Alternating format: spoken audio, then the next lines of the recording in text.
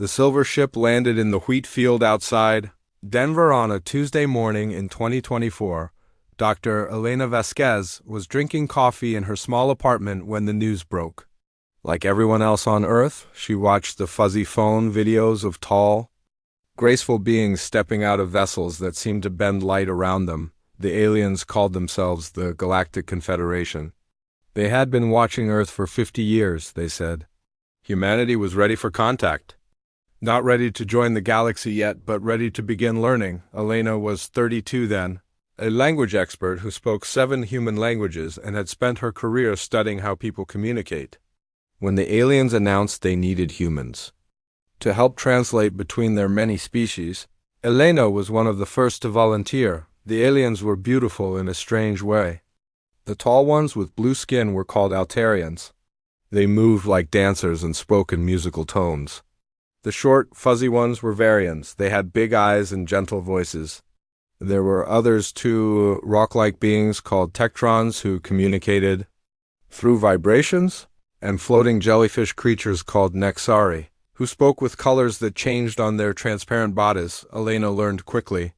She had always been good with languages, but alien languages were different. Some used sounds humans could not make. Others used smells or colors or even emotions. The aliens gave her devices to help, tiny computers that could translate basic words and machines that let her mind connect directly to theirs for short periods. The main alien base was built in Antarctica, far from human cities. Elena lived there for 3 years, working every day to build bridges between human and alien minds. She learned that the galaxy was vast beyond imagination, millions of worlds, thousands of intelligent species, wars that lasted centuries, technologies that could reshape matter itself. The aliens were patient teachers. They shared some of their knowledge with humans, but slowly. Too much too fast would destroy human society, they explained. Earth needed time to change, to grow ready for the wider galaxy. Elena loved her work. She felt like she was building the future, one translated word at a time. The other humans at the base became her family. Dr. James Wright, who studied alien technology. Maria Santos, who learned alien medicine. Chun Liu, who worked on mathematics that hurt to think about. The aliens taught them wonderful things. How to grow food that could feed millions. How to clean the oceans and heal the sick Earth. How to create energy from nothing but empty space. Slowly, Earth began to change. Hunger became rare. The air grew cleaner. People lived longer, healthier lives. Elena learned to speak 16 alien languages. She could think in Altarian musical concepts and argue in Varian logic patterns. The aliens called her their best human student. They promised that someday, when Earth was ready, she would visit other worlds and meet species beyond imagination. That someday never came. On a cold morning in 2227, alarms began screaming through the Antarctic base. Elena woke to red lights flashing and alien voices speaking in urgent, frightened tones. She ran to the main communication center, her heart beating fast. The large screens showed chaos. Alien ships fighting in the dark between stars. Worlds burning. The Korthic Empire and the Zelian Alliance had started a war that would tear the galaxy apart. All non-essential personnel must evacuate immediately, announced Commander Thizes, the Altarian who led the base. His musical voice was strained and full of fear. This war will last decades, perhaps centuries. All observation posts must be abandoned. What about Earth? Elena asked. What about the integration program? Commander Thizes looked at her with his large, sad eyes. Earth must wait. We will return when the galaxy is stable again. Your species is not ready for this war. Stay on your world, develop naturally. We will find you again when peace returns. The evacuation took 3 days. Elena watched as the aliens packed their impossible technologies into containers that folded space around them. Ships arrived and departed. Taking away everything that had connected Earth to the stars, Elena was in the deep laboratories on the final day, helping to translate the last emergency messages when the evacuation alarm gave its final warning. She heard the thunder of the last ships leaving. She felt the vibration through the ice as the great base sealed itself. She ran for the surface. But the entrances had already locked. Emergency protocols had activated. The base was designed to shut down completely if abandoned, hiding all traces of alien presence from primitive species who might misuse advanced technology. Elena pounded on the sealed doors until her hands bled. She screamed until her voice broke. But the ships were gone, climbing into the sky toward distant stars in a war that would consume the galaxy. The other humans had made it out.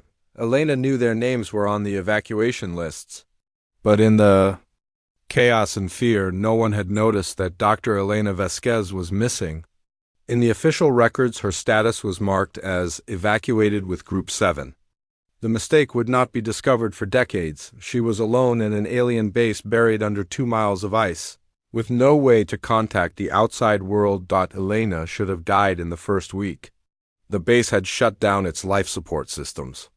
But Elena was clever, and 3 years among aliens had taught her things no other human knew. She found the emergency supplies. She learned to restart basic systems. Most importantly, she discovered that the aliens had been in such a hurry that they had left behind things they should have taken, computers still full of data, fabrication machines that could create tools from raw elements, medical devices that could keep a human body young and healthy for far longer than nature intended, weapons that could defend against threats from space. And in the deepest vaults, protected by locks that thought she was still an authorized researcher, Elena found the real treasures. Complete technical manuals for gravity manipulation, star charts showing every world in local space, communication systems that could reach across the galaxy instantly. The aliens had left behind enough knowledge to transform human civilization forever. They just had not meant to. Elena spent her first year alone, simply surviving. She learned to operate the base systems.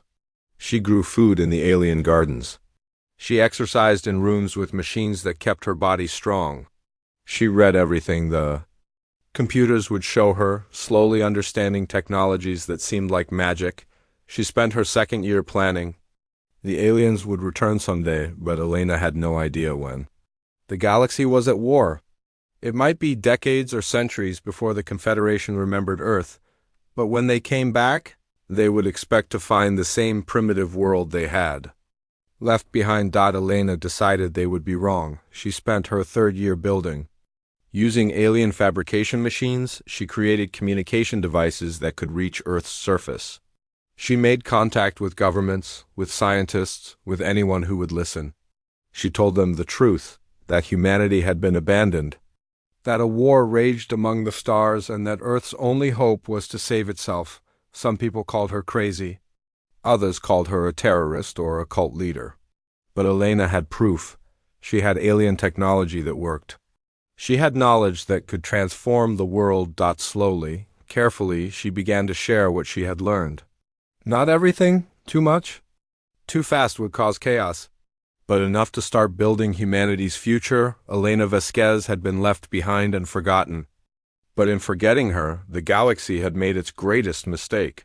They had left a human alone with their secrets, and humans were very good at learning from their mistakes. The war in the galaxy raged on. And on Earth, in a hidden base under the ice, a woman who should have died began to forge humanity's path to the stars. 50 years had passed since Elena Vasquez first contacted the surface world from her hidden base in Antarctica. The old woman sat in her chair, watching the news feeds that painted the sky with terror. She was 82 now, though the alien medical machines had kept her body strong and her mind sharp. Her hair was silver white, but her hands were steady as they worked the controls of devices no other human truly understood. The screen showed the same image from every news station. On Earth, a wall of rocks in space, stretching across the darkness like a silver river of death. The asteroid swarm was bigger than anyone had imagined when telescopes first spotted it 6 months ago. 300 massive rocks, each one the size of a mountain, moving toward Earth at impossible speed. But this was not natural. Elena could see what the human scientists could not. The asteroids moved in perfect formation. They adjusted their paths when Earth moved in its orbit. They were guided by technology, controlled by machines built for war. Marcus Chun stood beside her chair, his face pale with worry. He was 35, the brightest student Elena had trained in the hidden base she had built over 5 decades. Marcus understood alien technology better than any human alive, except for Elena herself. "The governments are panicking," Marcus said, reading reports from his tablet. "The Americans want to use nuclear missiles. The Russians are building underground shelters. The Chinese are trying to evacuate their coastal cities." Elena shook her head slowly. "Nuclear weapons will not work. These asteroids have shields that can turn away anything humans have built. And there is nowhere to hide from an impact this large." "Then what do we do?" Marcus asked. "The swarm will reach Earth in 4 months." Elena looked at the screens again. The asteroids were beautiful in their terrible way, glowing with the light of distant stars. But she could see deeper than beauty. Her eyes, changed by alien medicine, could detect the energy signatures that guided the rocks. She could see the gravity wells that held them together. Most importantly, she could see the weakness in their design. "We use what they left behind," Elena said. "It is time to show the world what we have learned." For 50 years, Elena had worked in secret.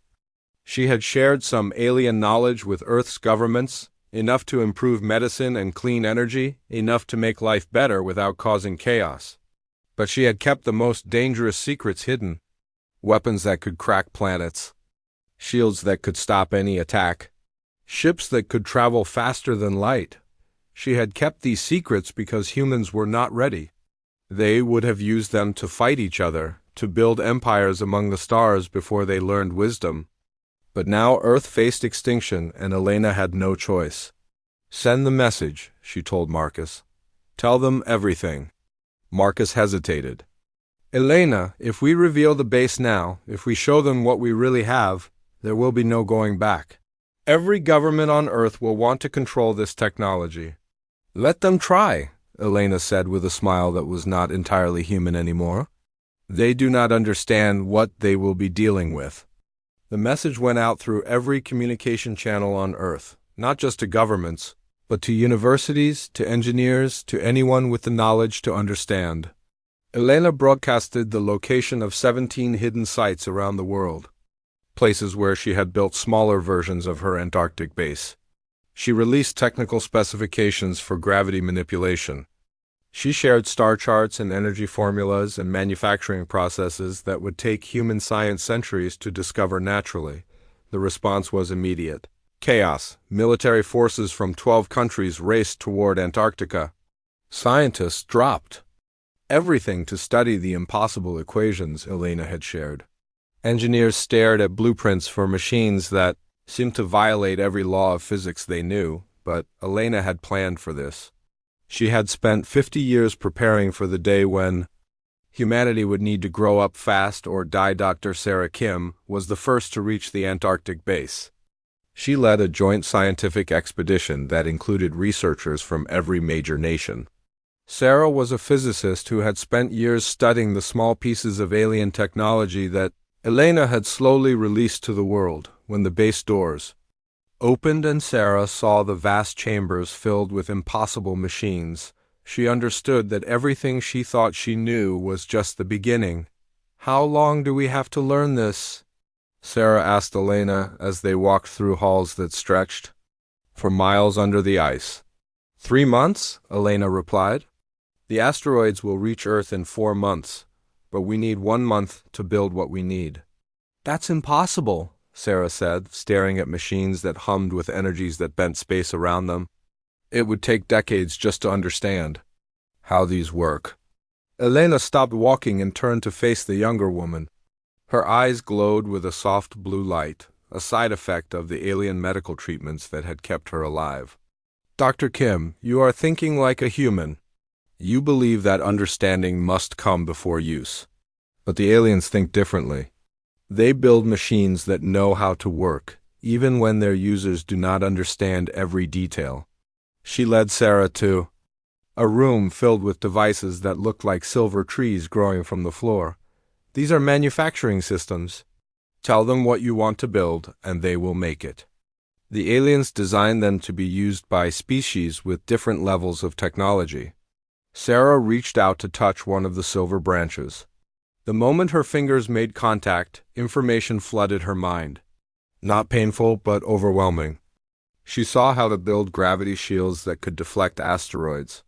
She understood how to create energy beams that could slice through rock like butter. She knew how to make materials stronger than anything Earth had ever produced. It's impossible, she whispered. Only if you believe it is, Elena said. The next 3 months changed human civilization forever. Working with alien manufacturing systems, teams of engineers built technologies that should have been impossible. They created gravity manipulators the size of buildings, devices that could reach out and grab asteroids from millions of miles away.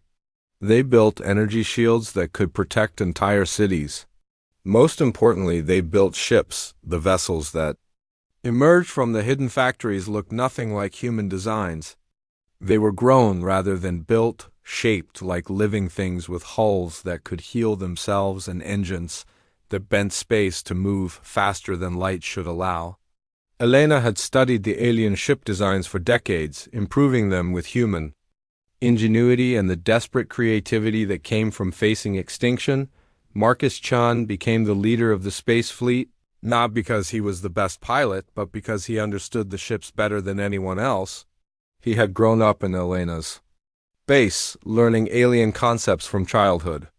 When he sat in the command chair of the first ship, the vessel responded to his thoughts as much as his hands. How many asteroids can we move? Marcus asked Elena through the ship's communication system. All of them, Elena replied from her control. Room deep in Antarctica. But we are not going to move them away from Earth, Marcus frowned. What do you mean? Think, Marcus, Elena said with the patience of a teacher who had spent decades preparing her students for this moment. 300 asteroids, each one filled with metals and minerals that Earth needs. A weapon sent to destroy us, but also a gift if we are clever enough to see it. Understanding dawned on Marcus's face. We're going to capture them. We are going to do more than that, Elena said. We are going to use them to build humanity's future among the stars. The operation took 4 weeks of precise work. The human ships, controlled by pilots who had learned to think in 3 dimensions, approached the asteroid swarm with gravity beams that could grab and redirect massive rocks. Instead of pushing the asteroids away from Earth, they guided them into orbit around the moon. The world watched in amazement as mountains of stone and metal took their places in carefully planned patterns around Luna. Each asteroid was positioned to become part of something larger: mining stations, manufacturing platforms, shipyards where vessels could be built in the vacuum of space. Elena watched from her base as the last asteroid settled into position. The weapon that was meant to destroy humanity had become the foundation of their expansion into space. The rocks that should have ended their story had become the beginning of a new chapter.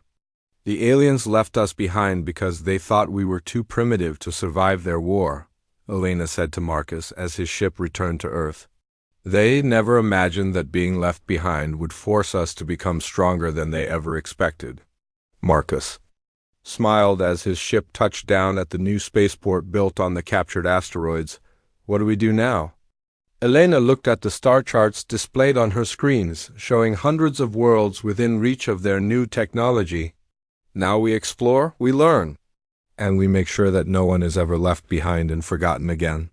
The crisis that should have destroyed humanity had instead transformed them from a planetary species into the masters of their local space. The galaxy was still at war, but Earth no longer waited for others to save them. They had learned to save themselves, and in doing so, they had discovered they were capable of so much more than anyone had ever imagined. 100 years had passed since the asteroid crisis transformed humanity from a single-world species into masters of local space. Captain Sarah Kim floated in the command center of the exploration ship Elena's Dream, watching her sensors display a sight that made her heart ache with sadness. The Zephyrin refugee fleet drifted in the darkness between stars like broken toys scattered by an angry child. 47 ships, Once beautiful vessels with flowing lines that reminded Sarah of dolphins swimming through space now showed the scars of desperate flight. Hull plates were missing, engines leaked radiation. Life support systems failed randomly, causing the lights inside the ships to flicker like dying stars. Sarah was 60 years old, the granddaughter of the Dr. Sarah Kim who had first entered Elena's Antarctic base during the asteroid crisis. Like her grandmother, she was a scientist, but she was also something new in human history, an explorer of the galaxy itself. She had been born on Luna Station, had learned to walk in the low gravity of the asteroid mining platforms, and had spent her adult life pushing deeper into space than any human before her. How many survivors? Sarah asked her first officer, Lieutenant James Park. 15,000 Zephyrians across all ships, James replied, his voice tight with emotion. They've been running for 6 months. Their homeworld of Zephy's Prime was destroyed by Korthek battle cruisers. Sarah studied the tactical display showing the refugee fleet. The Zephyrians were bird-like beings with feathers that changed color based on their emotions.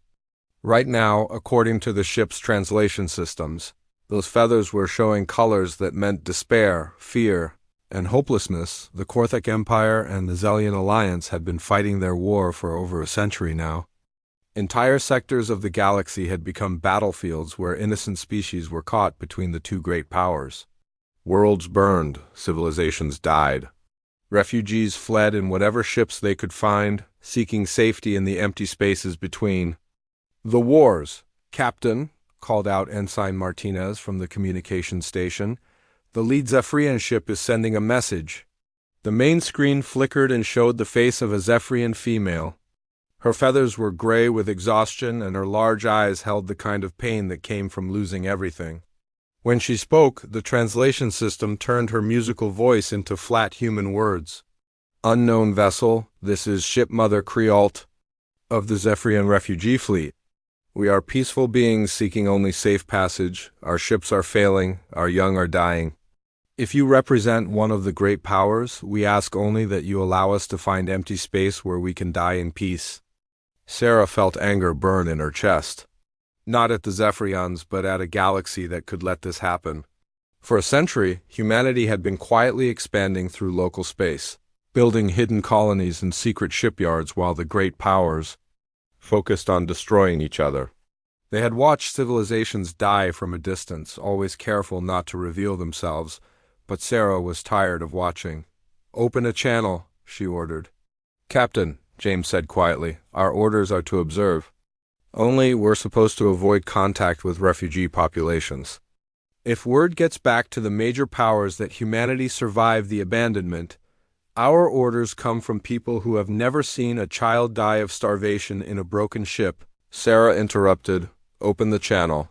The screen switched to show Sarah's face. She saw Shipmother Creolt's feathers shift to surprised yellow when she realized she was looking at an unknown species. Shipmother Creolt, this is Captain Sarah Kim of the Terran vessel Elena's Dream. We are not part of any galactic power. We represent a species that was also abandoned when the Great War began.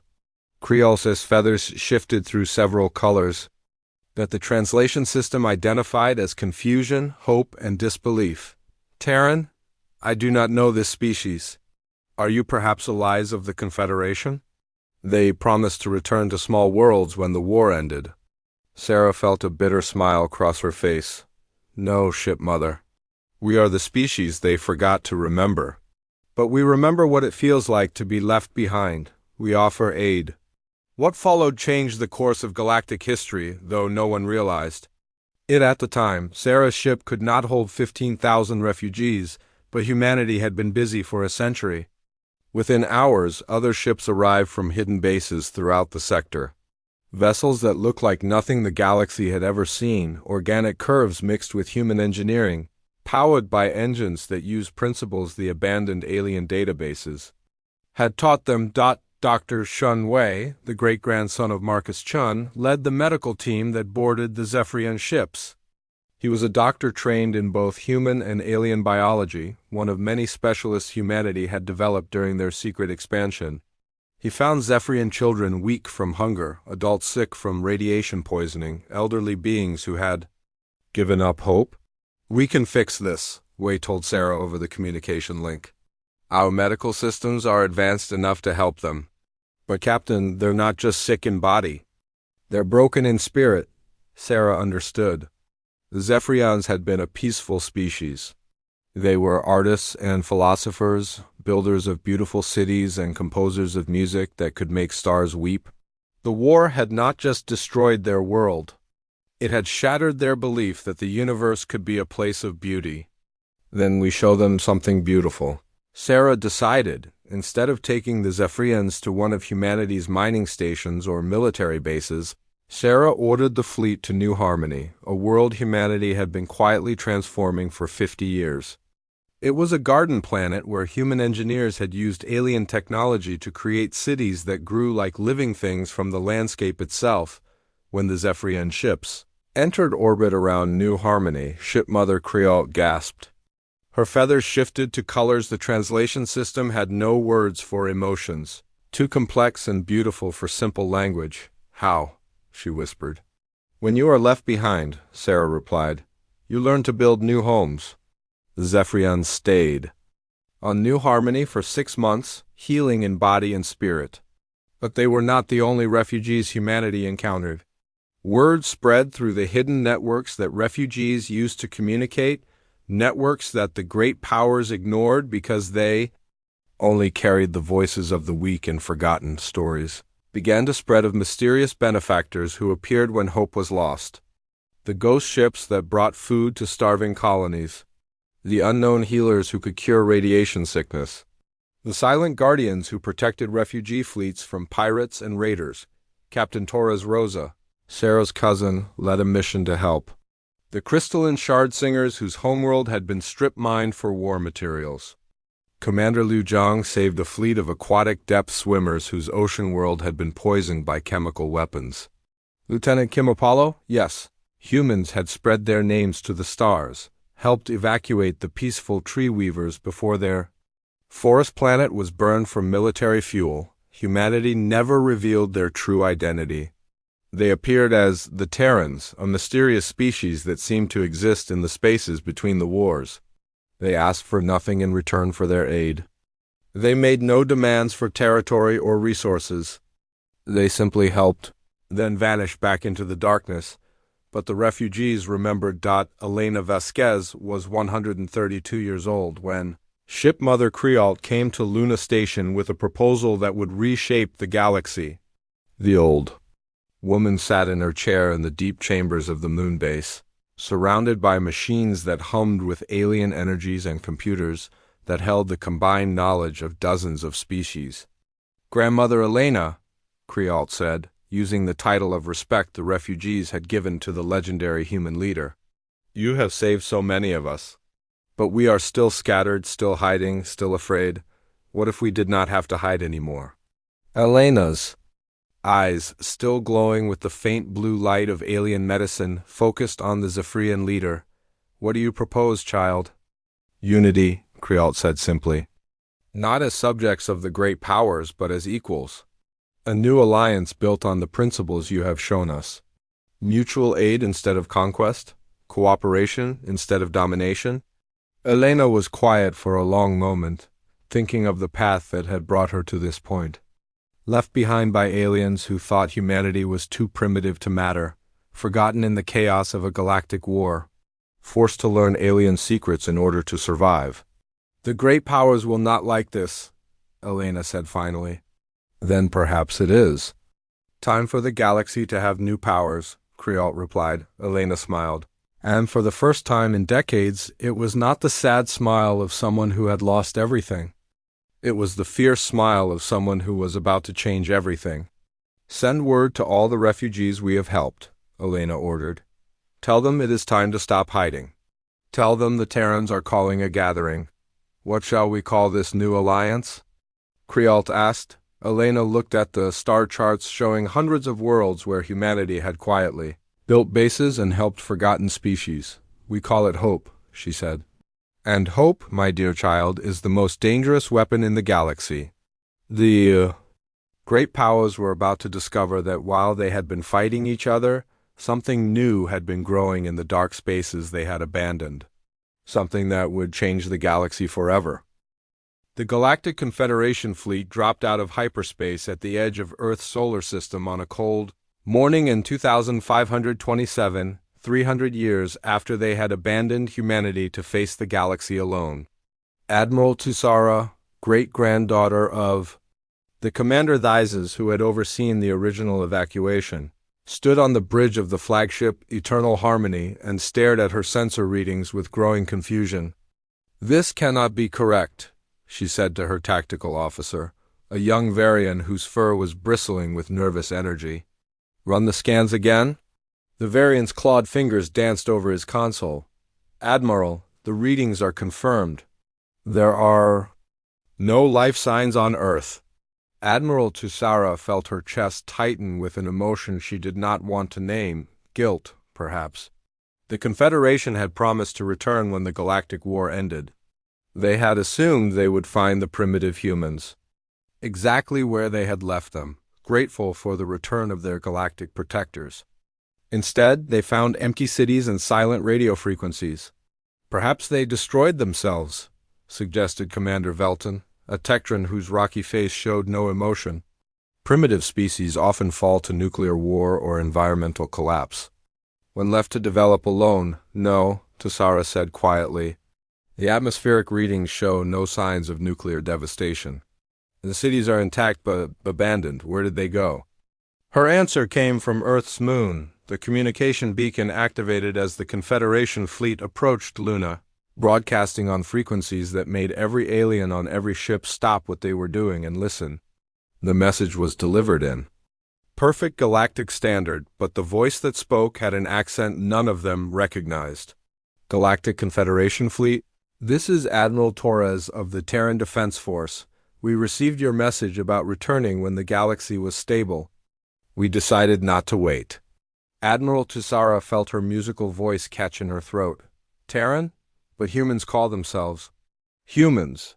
The response came immediately, as if the mysterious Admiral Torres could hear her thoughts. "We did call ourselves humans once, but that was when we thought we belonged to Earth alone. We are Terrans now, citizens of the stars. Welcome to our solar system, Admiral Tusara." The screens throughout the Confederation fleet lit up with new sensor data. Ships were decloaking all around them, not primitive vessels cobbled together from scrap metal, but sleek warships that moved like living things through space. Their hulls seemed to be grown rather than built, covered in patterns that reminded the aliens of tree bark or flowing water. More disturbing were the numbers.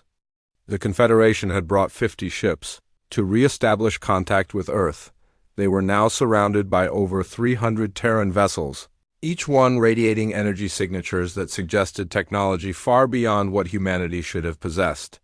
"Admiral," the Varian tactical officer whispered, his fur now flat against his body in submission.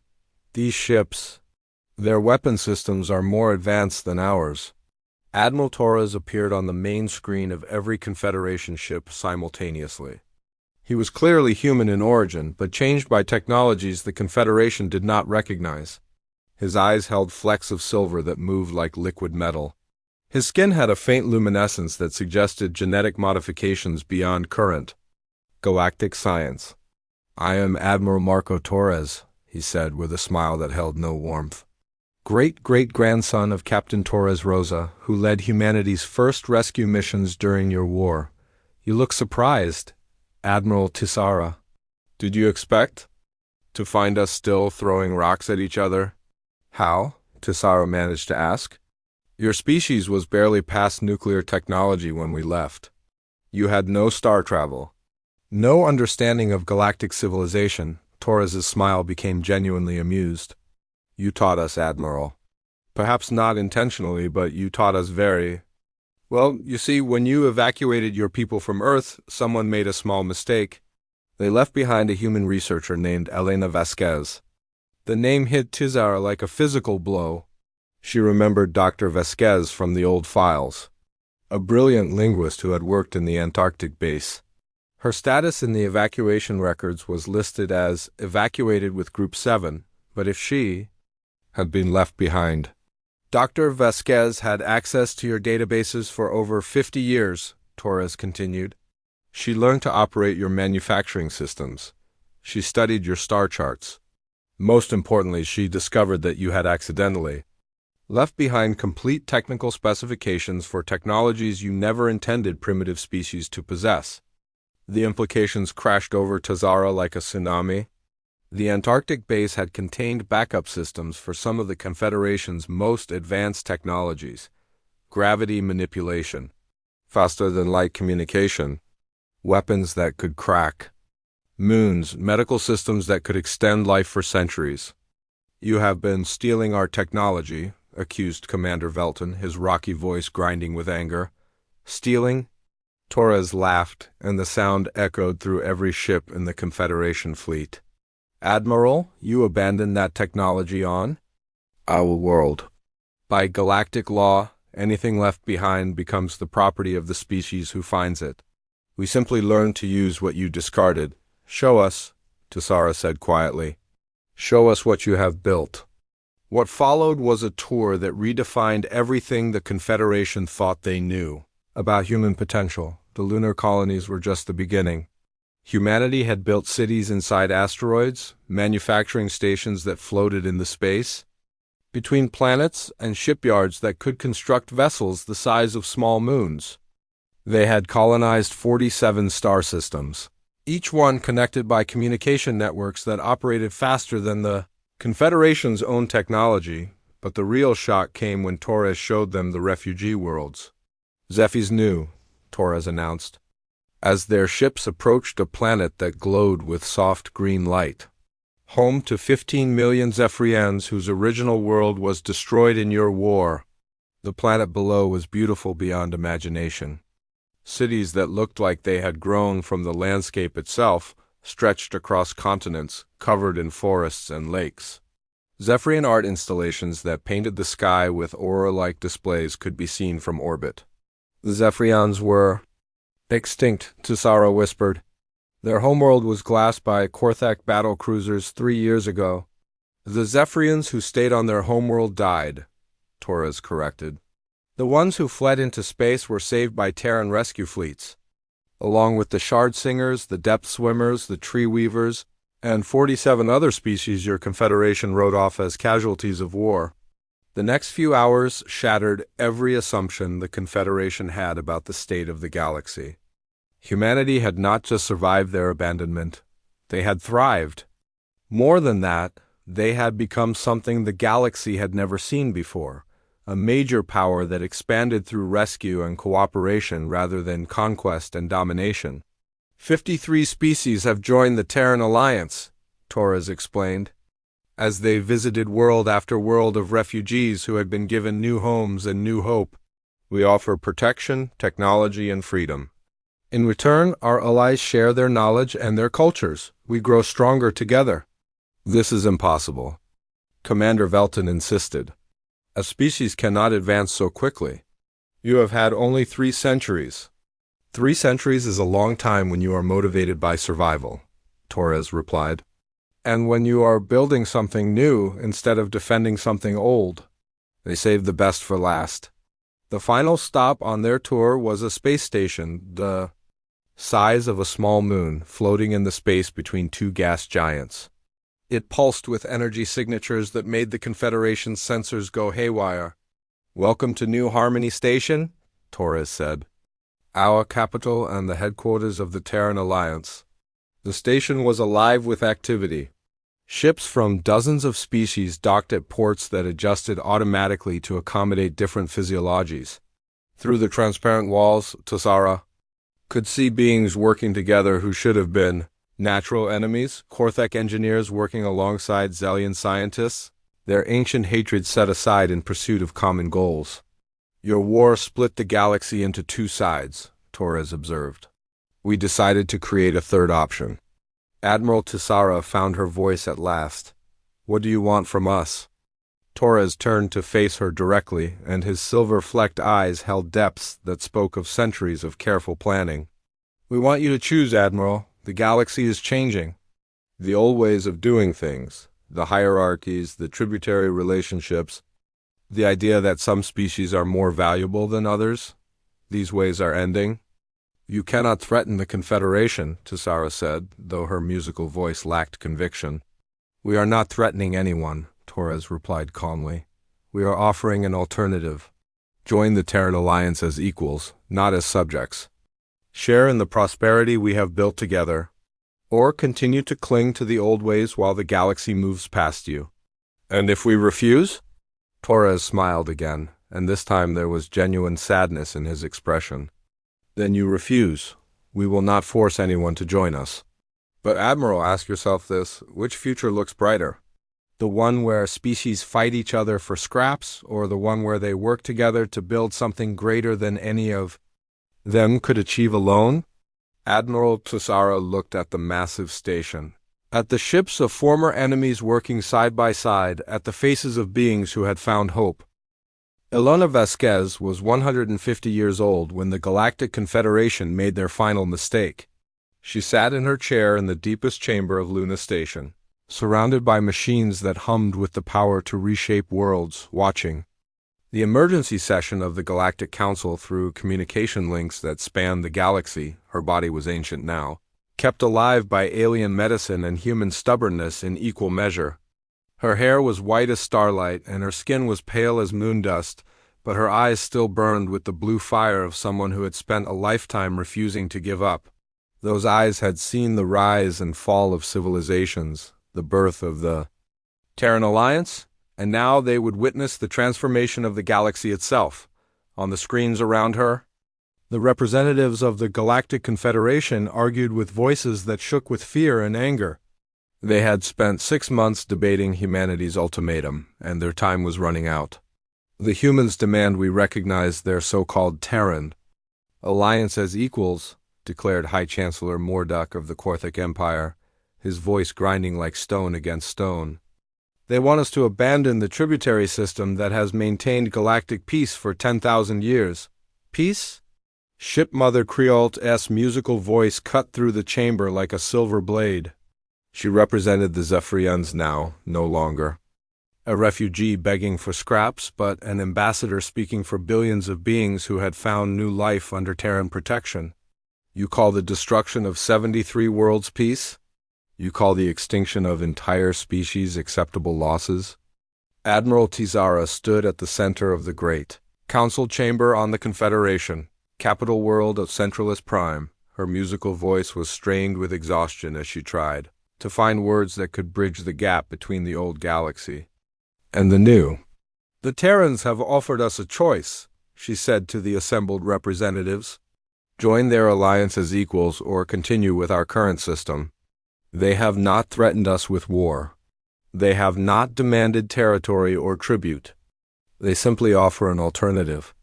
An alternative built on stolen technology, accused Commander Velton.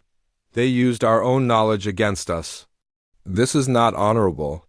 Elena's voice reached the council chamber through speakers that materialized from thin air, a technology that made even the advanced aliens shift uncomfortably in their seats.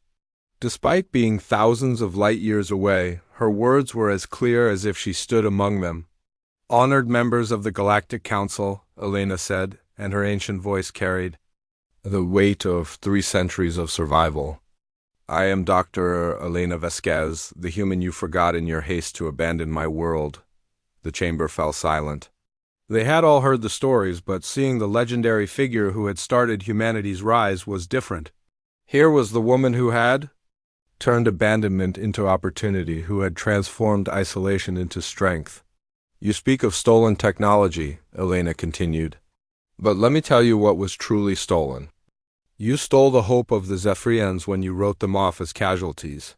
You stole the future of the tree weavers when you let their forests burn.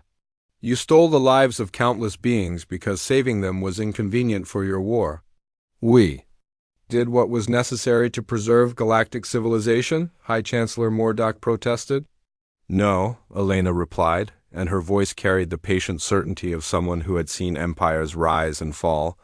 You did what was easy. You preserved. Your power, your comfort, your position at the top of a system that thrived on the suffering of others.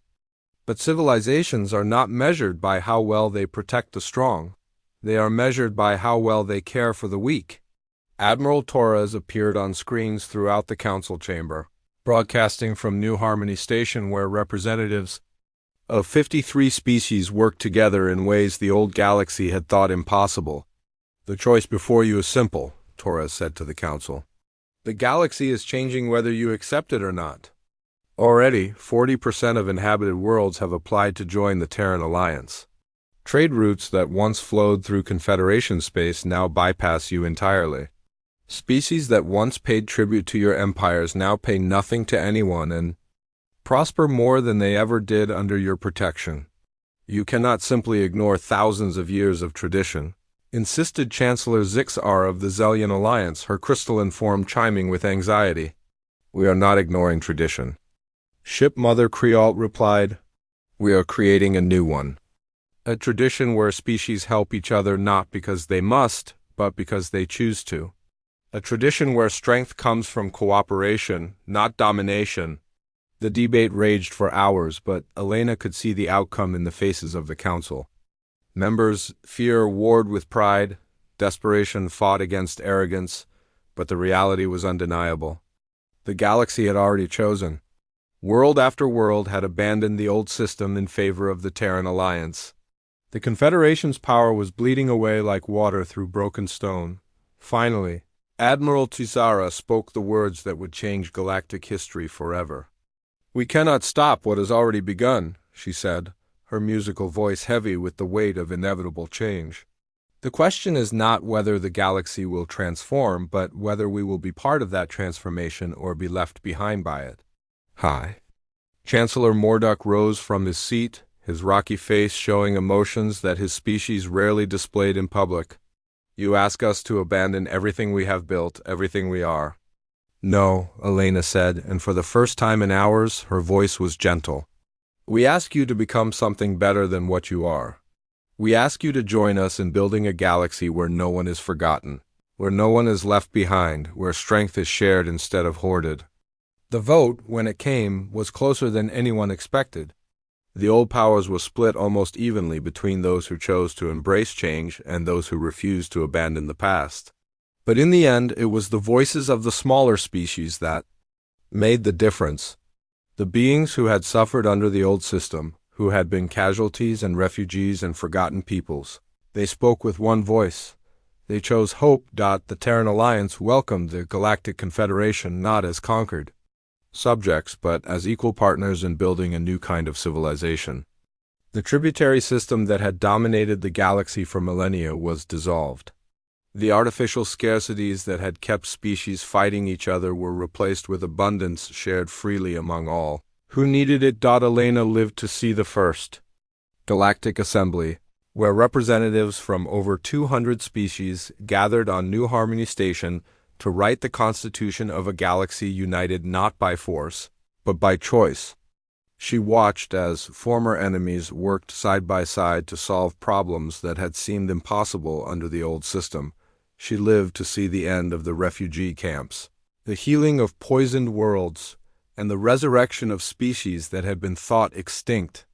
She saw art and music and literature flourish as beings who had spent their lives fighting for survival finally had the freedom to create. Most of all, she lived to see the galaxy remember the lesson that humanity had learned in the cold depths of space, that when you help others survive, you discover how strong you really are. Elena Vasquez died peacefully in her chair on Luna Station at the age of 162, surrounded by representatives from dozens of species who had come to pay their respects to the woman who had refused to be forgotten.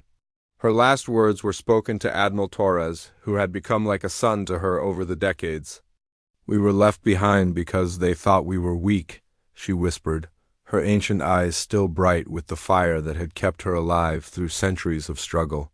We were forgotten because they thought we were irrelevant, but we taught them the most important lesson of all, that when everyone abandons you, you learn to save yourself.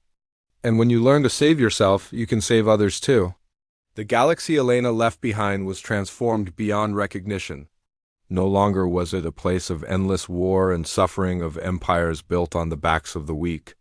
It had become something unprecedented in galactic history, a true civilization, where the strength of all was used to protect and nurture each member. The Terran Alliance grew to encompass most of the known galaxy, not through conquest but through invitation.